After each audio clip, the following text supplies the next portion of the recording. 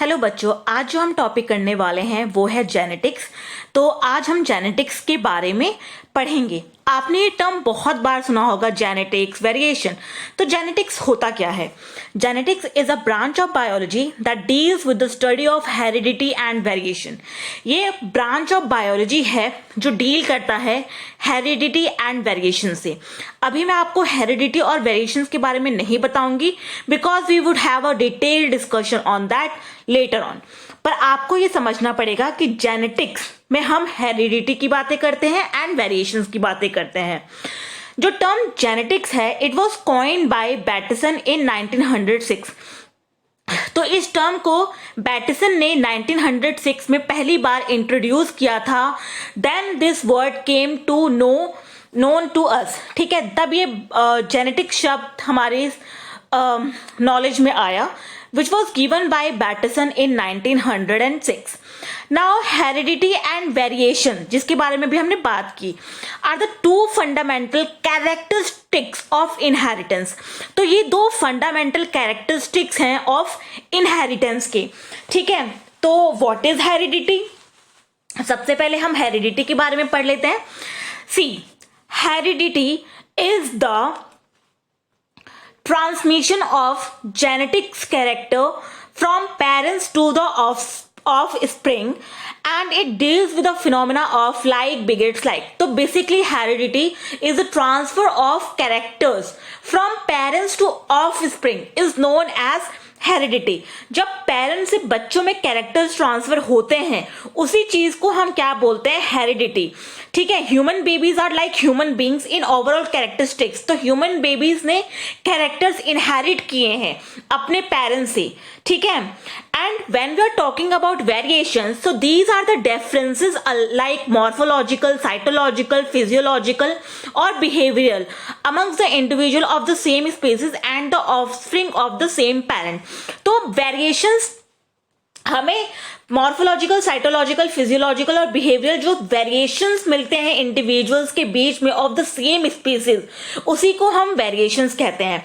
मतलब दो जो बच्चे हैं उनके बीच में जो वेरिएशंस आती हैं, आखिर दोनों बच्चे एक ही पेरेंट्स के हैं, लेकिन उनके बीच में जो वेरिएशंस होते हैं, उनके बीच में जो डिफरेंसेस होते हैं, उसी को हम वेरिएशन कहते हैं। Now let's have a look on types of variation. Okay, so there are two types of variation which we're gonna study. First is your continuous variation and second is your discontinuous variation. When we are talking about continuous variation, so these variation fluctuate on either side of mean or average for a species. मतलब आपको जो variations होते हैं, जैसे कि height में variations मिलता है, कलर में, ठीक है, इस तरह की जो वेरिएशंस होते हैं, height, colour and the number of parts like number of grains in an year of a wheat, इस तरह की जो वेरिएशंस होते हैं जो कि सिंपल है, आप सोच सकते हैं। ठीक है, these are the variations. Continuous variation, ठीक है, ये एक सिंपल फिनोमिना के अंदर होता है। ठीक है, कुछ स्पेशल नहीं हो रहा है इसके अंदर। But when we talking about discontinuous variation, तो it is also called as mutation. इसको हम म्यूटेशन भी कहते हैं। It is sudden unpredictable variation, मतलब सडनली कोई अनप्रेडिक्टेबल वेरिएशन आ गया। ठीक है, so that is known as your discontinuous variation. For example, I am talking about hairless cat, short leg, acorn shape. ठीक है, this kind of characteristic, polydactyly in human. So these kinds of characters जो कि mutation, जो कि gene के अंदर कुछ variations आ गई, उसकी वजह से जो वेरिएशन आई, that is known as your discontinuous variation. Okay, now let's have a look on the types of variation. तो हमने अभी डिस्कस किया कि दो तरह के होते हैं, continuous variation and discontinuous variation. तो कंटिन्यूअस वेरिएशन क्या होता है कि cause by mixture of genetic and environmental factors. तो जेनेटिक एंड दोनों एनवायरमेंटल फैक्टर भी रोल प्ले करता है। लेकिन discontinuous variation is control by a single gene और small number of genes. The environment has little और no effect on this type of variation. तो continuous variation में हमें इन्वायरमेंट का इफेक्ट देखने को मिलता है, लेकिन डिसकंटिन्यूस वेरिएशन में हमें इन्वायरमेंट का कोई इफेक्ट देखने को नहीं मिलता है. It is purely based on the gene and the number of genes. उसके ऊपर डिपेंडेंट होता है कि किस तरह का वेरिएशन आएगा. So these are the types of variation which we should know, right.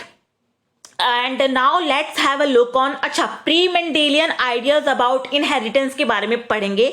Mendel का नाम आप सबने सुना होगा. Mendel, genetics, they all are very famous and we all know about him, right. लेकिन मेंडल के आने से पहले बहुत सारे आइडियाज आए थे. उन आइडियाज के बारे में डिस्कस करना बहुत इंपॉर्टेंट है. पहला आइडिया था moist vapour theory which was given by Pythagoras. According to this theory, उनकी थ्योरी के अकॉर्डिंग जो moist vapour produce by each organ of the body वो फॉर्म करता है एम्ब्रायो. मतलब हमारे शरीर में जो मॉइस्ट वेपर बन रहे हैं वो एम्ब्रायो को फॉर्म कर रहे हैं. ये उनकी थ्योरी थी under moist vapour theory. That according to this theory, moist vapor produced by each organ of body forms embryo. So that comes under your moist vapor theory. ठीक है. At that time we do not have any idea about the gametes. ठीक है. And कैसे transfer हो रहा है कुछ idea नहीं था. तो उन्होंने यही थ्योरी बता दी कि जो हमारी बॉडी मॉइस्ट वेपर बनाती है, जो हमारे ऑर्गन्स मॉइस्ट वेपर बनाते हैं, उसी से हमारा एम्ब्रायो बनता है. Second theory was fluid theory which was given by Empedocles. इसको दिया था एम्पीडोकल्स ने.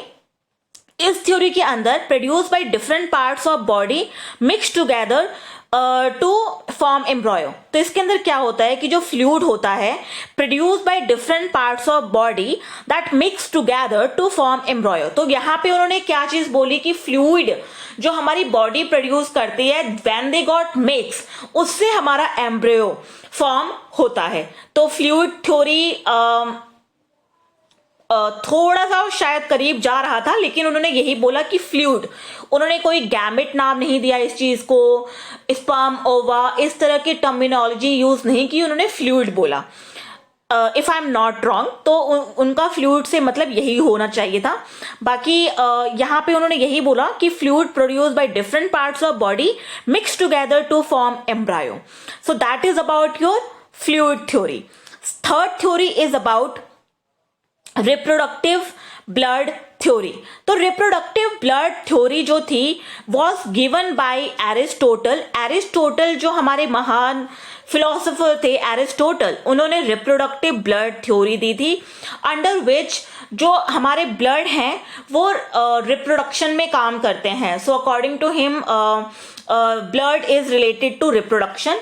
सो इस थ्योरी के अंदर reproduction is related to blood only. So that theory was given by Aristotle and the reproductive blood theory was given by Aristotle. Okay. So that is about your reproductive blood theory. Now let's have a look on next theory, that is idea of performation theory. Sorry, I'm extremely sorry. Our fourth idea was idea of pre-formation theory. तो हमारा जो चौथा theory है that is about idea of pre-formation theory and it was given by J. Swammerdam. It was given by J. Swammerdam. Okay. So इस theory के अंदर क्या बताया गया था वो हम पढ़ेंगे अभी. That according to this theory, development of an organism is a simple enlargement of minute but perform individual.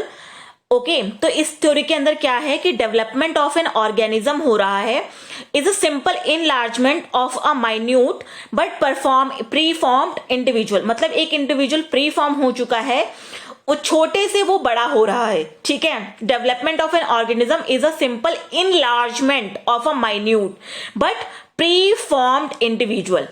This pre form individual was called homunculus and could be present in the sperm or in the ovum. तो जो ये pre form individual है उसको उन्होंने क्या बोला, homunculus. And it could be present, ये कहाँ प्रेजेंट हो सकता है, या तो स्पर्म में प्रेजेंट होगा या फिर ओवम में प्रेजेंट होगा. So this theory was given by J Swammerdam, that is idea of preformation theory, कि पहले से ही कोई इंडिविजुअल प्री फॉर्म हो रखा है. ठीक है. So this idea was given by your J Swammerdam. Okay, so this is about our fourth idea. फिर जो फिफ्थ आइडिया था that is about theory of epigenesis. It was given by K F Wolff. इस theory के अंदर क्या था, according to this idea neither egg nor sperm had a structural homunculus. The gamete is undifferentiated living substance which is capable of forming the organized body after fertilization. This suggested that many new organs and tissues which were originally absent developed subsequently de novo due to mysterious vital force. तो यहाँ पे इन्होंने vital force को भी बोला है कि उसकी वजह से डेवलपमेंट हो रही है. यहाँ पे gamete is undifferentiated living substance है which is capable of forming the organize body after fertilization. Fertilization के बाद एक पूरा बॉडी आ जा रहा है. इस थ्योरी के अंदर at least they were quite close कि gametes play important role in heredity और समथिंग लाइक रिप्रोडक्शन में यहाँ पे रोल प्ले कर रहा है.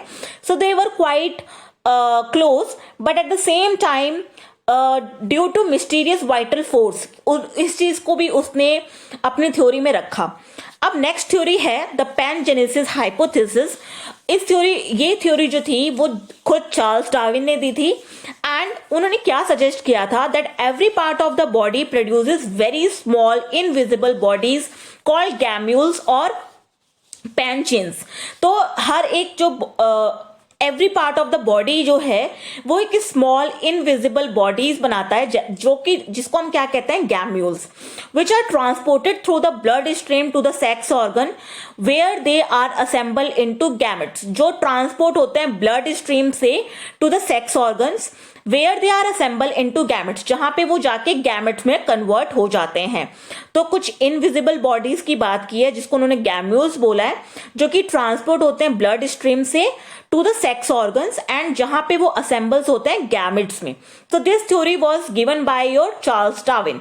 ओके, सो हमारी जो नेक्स्ट थ्योरी है that is about the germ plasm theory, the germ plasm theory, and it was given by A. Wiseman. So it was given by A. Wiseman.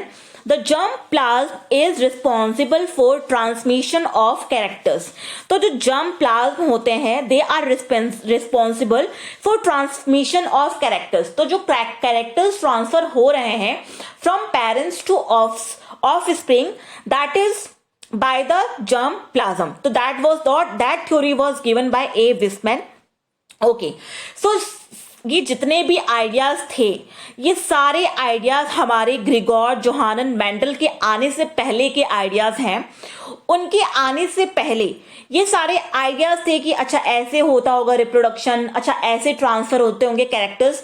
ये सबको पता था कि जो कैरेक्टर्स हैं वो ट्रांसफर हो रहे हैं from parents to offspring, but ये से हो कैसे रहा है, इसके पीछे का प्रोसेस क्या है और what is the reason behind all these things were not cleared by any of the scientists.